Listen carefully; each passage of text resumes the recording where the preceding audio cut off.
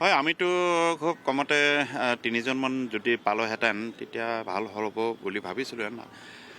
এতিয়া গৈ গৈ বোধ কৰোঁ খুব মেক্সিমাম দুজন পাব আৰু দুজন পাব। NDA হিচাপে আমি 10খনত আমি BPF দলে জিকিছোঁ আৰু আমাৰ অঞ্চলত যিহেতু 15টা বিধানসভা সমষ্টি আছিলে আৰু BJPৰ 4জন আছিলে, আমি NDA হিচাপে যৌথভাৱে লাগিছিল দুইটা দলে একেলগে। গতিকে আমাৰ 14জন আমি এটা জিকিবৰ কাৰণে সক্ষম নহ'ল। গতিকে আইটিকত আমি আমাৰ অঞ্চলৰ কাৰণে আমি টিম হৈ পেলাই কাম কৰিম। আৰু মন্ত্ৰী হোৱাৰ আশা আছে নেকি? বিধায়ক হোৱাৰ পিছততো আৰু মন্ত্ৰী হোৱাৰ যোগ্যতা অৰ্জন কৰে, বিধায়ক হ'লেই মন্ত্ৰী হ'ব পাৰে, এইটোতো ইচ্ছা আছিল। এতিয়া মই দেখা পোৱাত মোৰ ভাগত নাহিব। আমাৰ দলত বহুতো ছিনিয়ৰ ব্যক্তি আহিছে, ছিনিয়ৰসকলক বাদ দি পেলাই আৰু জুনিয়ৰক নিদিব।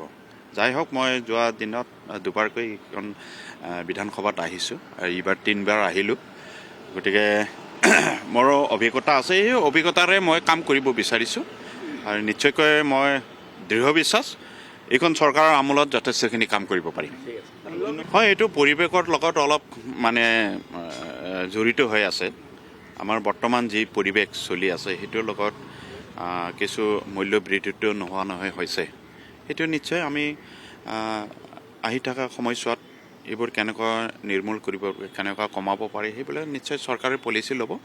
আৰু চৰকাৰৰ পক্ষত থাকিও আমি হয়তো এইবোৰ বিষয়ৰ ওপৰত আমি হয়তো বিধানসভাৰ মজিয়াত প্ৰশ্ন উত্থাপন কৰি পেলাই কি ধৰণে আমি মূল্যবৃদ্ধি হ্ৰাস কৰিব পাৰে তাৰ বিষয়ে আমি বিধানসভাৰ মজিয়াতে আলোচনা